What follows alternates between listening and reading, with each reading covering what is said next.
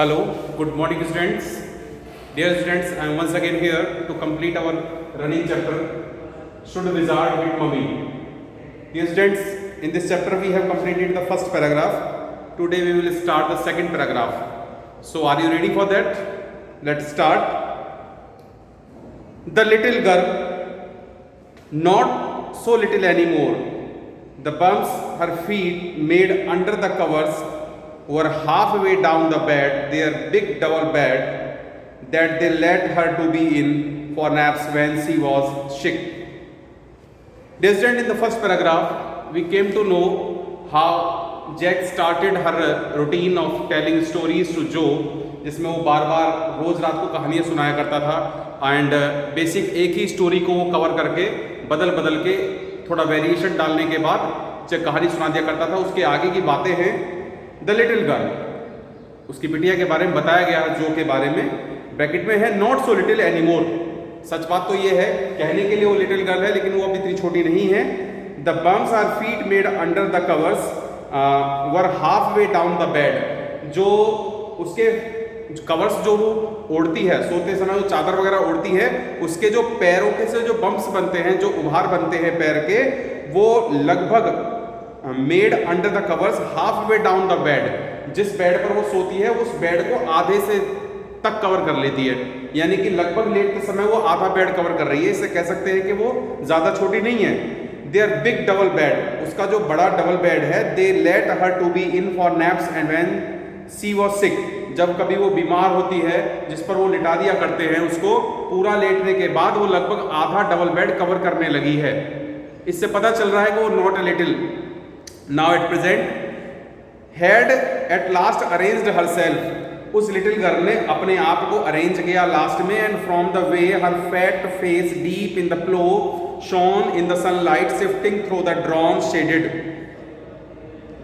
And from the way her fat face deep in the pillow, उसका जो fat face है, ये बिटिया थोड़ी सी हेल्दी है तो चेहरा जो उसका मोटा सा चेहरा है उसके प्लो के ऊपर, तकिए के ऊपर ऐसे चमकता है इन द सनलाइट, सूरज की रोशनी में, shifting through the drawn shades, जो हल्के से शेड्स लगे हुए हैं दरवाजे पर, खिड़की के पास जो पर्दे हैं उसके अंदर से रोशनी जब आती है हल्की सी बाहर से, तो उसका चेहरा दमदमाता पिलो पर महसूस होता है, चमकता हुआ। It did not seem fantastic that some magic would occur, it did not seem fantastic, ये बिल्कुल ऐसा लगता है जैसे कि कोई मैजिक वुड अकर, कोई शायद जादू होने वाला है। And she would take her nap like an infant of 2, and she would take her nap, और वो लगभग नैप लेने वाली है। नैप का मीनिंग पहले भी कई बार इस चैप्टर में बार बार आ रहा है, सोने से है, स्लीप से है, वो सो जाएगी, नैप करेगी, वो सो जाएगी। लाइक एन इन्फेंट ऑफ 2, जैसे कि एक इन्फेंट बच्चा होता है। इन्फेंट का मीनिंग पहले भी कई बार एक्सप्लेन किया जा चुका है, जो शिशु, बिल्कुल छोटा बच्चा जो गोदी में खेलने वाला बच्चा होता है, चाइल्डहुड से, चिल्ड्रन से भी पहले, बचपन से भी पहले इन्फेंसी कहलाती है, वो छोटे से बच्चे को कहा जाता है। तो जैसे 2 साल का छोटा बच्चा आराम से सो सकता है, ऐसे वो तैयार है सोने को।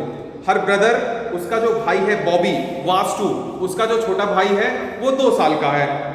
And already asleep with the little बोतल, और वो सो चुका है पहले से ही विद हिज बोतल, अपनी बोतल लेके। 2 साल का भाई उसका अपनी बोतल लेके सो गया है।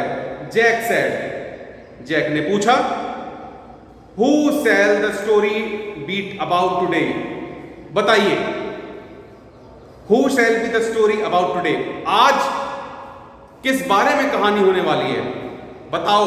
जैक अपनी बेटी के पास गया, अच्छा तो बेटी बताइए आज किस बारे में कहानी होगी।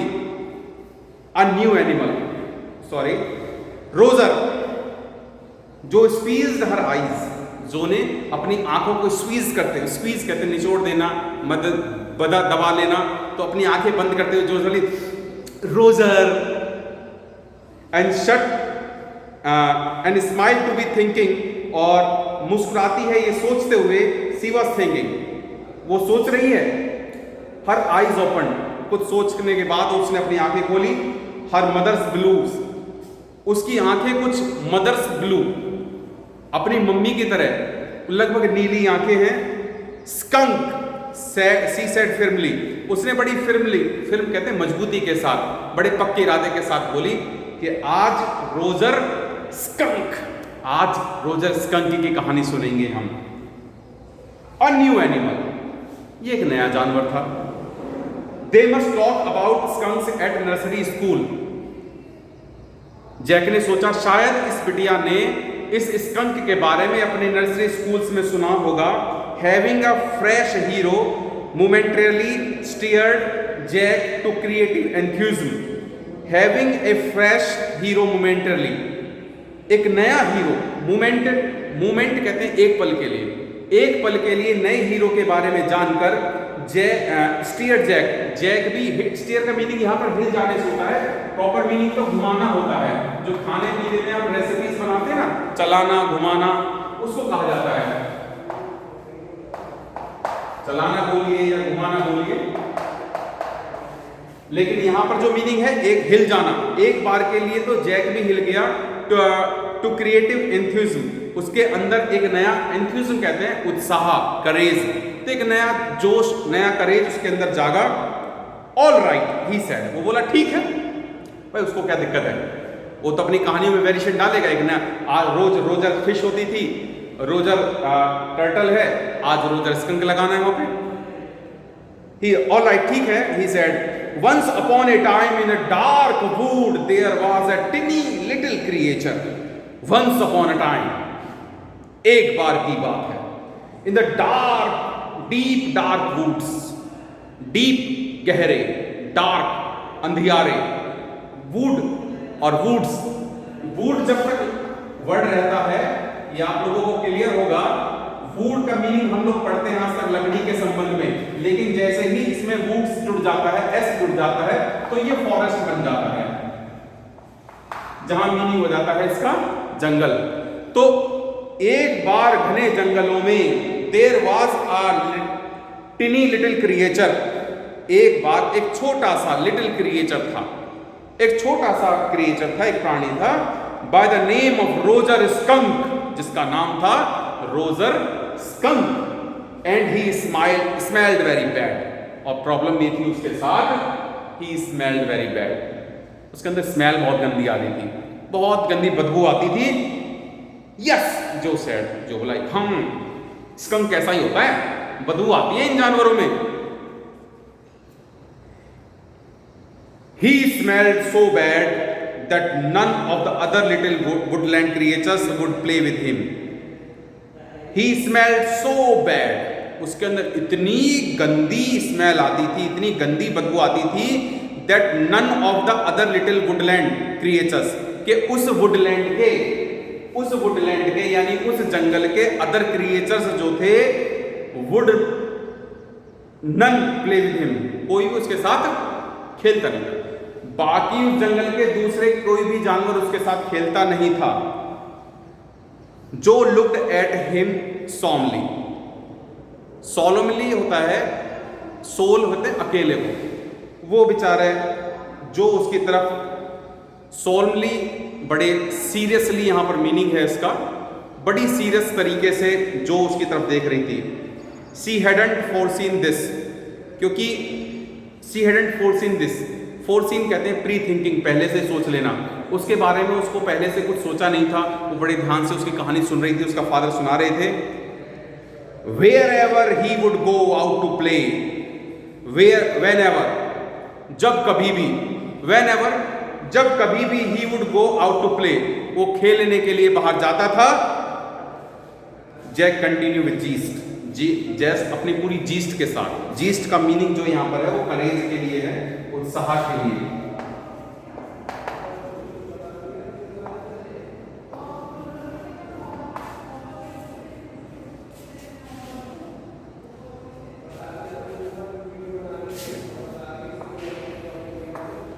अपने पूरे जीस के साथ, पूरे उत्साह के साथ बतलाया जा रहा था। Remembering certain humiliations of his own childhood, remembering, याद करते हुए अपने कुछ चाइल्डहुड की, अपनी ही कुछ ह्यूमिलेशंस को, अपनी ही इंसल्ट्स को, बचपन की, जैक को सुनाते समय बचपन की अपनी कुछ ह्यूमिलेशंस, अपनी कुछ इंसल्ट्स उसे याद आ जाती हैं। All the other little tree animals would cry, सारे के सारे जानवर जो जंगल के हुआ करते थे, अब वापस स्टोरी पर जाइए, जहां कहीं भी वो खेलने जाता था तो जंगल के सारे जानवर वुड क्राई, चीख चीख कर बोलते थे, oh here comes Roger stinky skunk, oh here comes, देखिए रोजर स्टिंकी स्कंक आ गया, स्टिंकी मतलब स्मेल वाला, ये रोजर स्मेल वाला आ गया, and they would run away, वो वहां से भाग जाते थे, and Roger skunk would stand there all alone, और रोजर स्कंक बेचारा अकेला वहां खड़ा है, stand all alone, and two little round tear would fall from his eyes, और टू लिटिल राउंड टीयर्स, दो मोटे मोटे गोल आंसू उसकी आंखों से आते थे, the corner of the Jo's mouth drop down, जो का जो कॉर्नर थे माउथ के दोनों ड्रॉप नीचे, जैसे जो के अपने लिटिल क्रीचर के बारे में सुना कि उसके साथ कोई नहीं खेलता था, वो बेचारी उदास, and bent forward as traced with the four fingers along the side of nose, और जय अपने lips down, bent forward as traced with the four fingers along the side, जैसे ही वो अपनी फोर फिंगर से जब उसका रोने का ड्रामा करते थे तो आंखों से उसकी आंखों पर के पास, उसकी आंखों के पास उंगलियां चला देता, यहां से दो आंसू आए, तो उन्हीं उंगलियों के साथ, फोर फिंगर्स के साथ वो भी आगे बढ़ती रहती थी जब वो ट्रेस करता था उंगलियों को, side of knows of the course one of the Roger skunk tears, जैसे रोजर स्कंक के टीयर जब दिखाई जाते थे उंगलियों के सहारे कि आंखों से आंसू आए, तो उसकी उंगलियां, निगाहें भी उसके उंगलियों के साथ चला करती थी बिटिया की। Won't he see the owl, she asked in a high friendly रफ्ड वॉइस, उसने रफ वॉइस में एक रूखी सी आवाज में जोर से पूछा, won't he see the owl, क्या ये आउल से मिलने नहीं जाएगा? चलिए तो देखेंगे अगले पार्ट में कि वो आउल के पास गया या नहीं गया और आगे जाके क्या हुआ। तब तक आप लोग रिवाइज करें जितना आप तक पढ़ाया गया है, और इससे कंसर्न पॉसिबल अगर क्वेश्चंस हुए तो मैं आज आप लोगों के ग्रुप पर कुछ क्वेश्चंस सेंड करूंगा, उनके आंसर्स मेरे नंबर पे व्हाट्सएप आप लोग कर देंगे, तब देखते हैं कितने बच्चों ने आंसर कलेक्ट किए। इस तरह से आप रेगुलरली नोट्स बनाते रहें जो क्वेश्चंस आपको मिलते रहे। ये क्वेश्चंस आपके लिए, तब तक के लिए थैंक यू, गुड बाय।